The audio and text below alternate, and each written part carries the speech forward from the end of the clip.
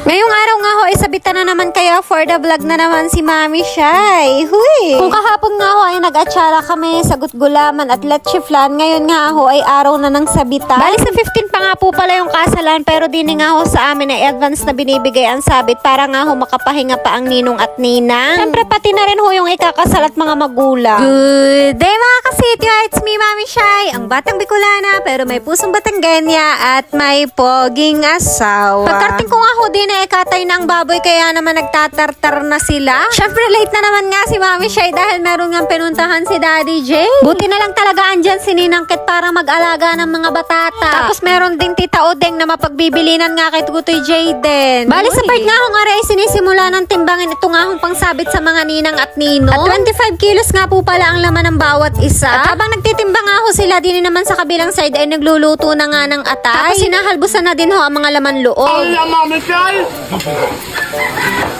Ang mag-vlogger na huli.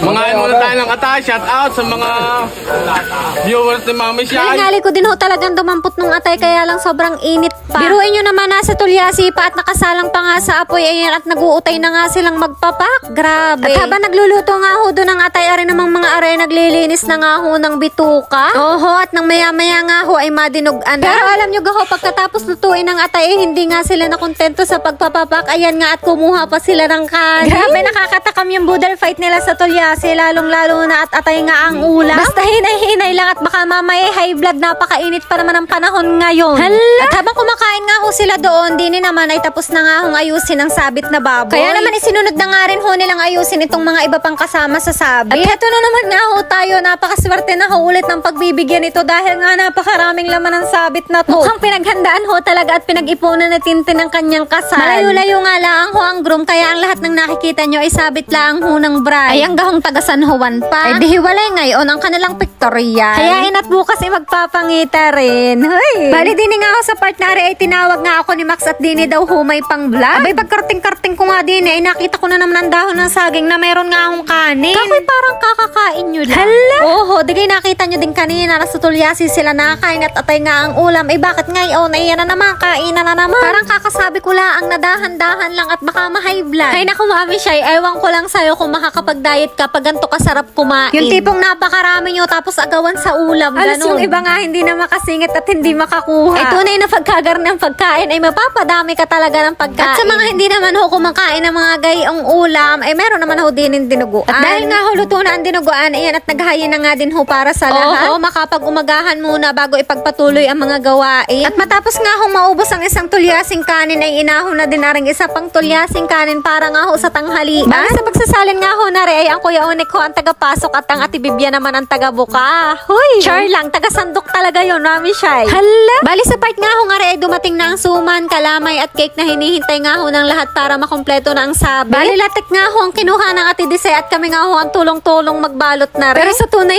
hindi ko pa yata natapos ang isang balot at yung gahong mayroon na ulit bibidyohan. Oho, at dahil kumpleto na nga ho ang mga sabit, ayan nga at magpipictorial na. At syempre yan nga ho ang laman ng isang lamesang yan ay para lamang sa isang ninong at ninang kasama nga ho ang 25 kilos na baboy. Grabe diba? Kaya naman mga ninong at ninang ready na ba kayo? Huy! Opo!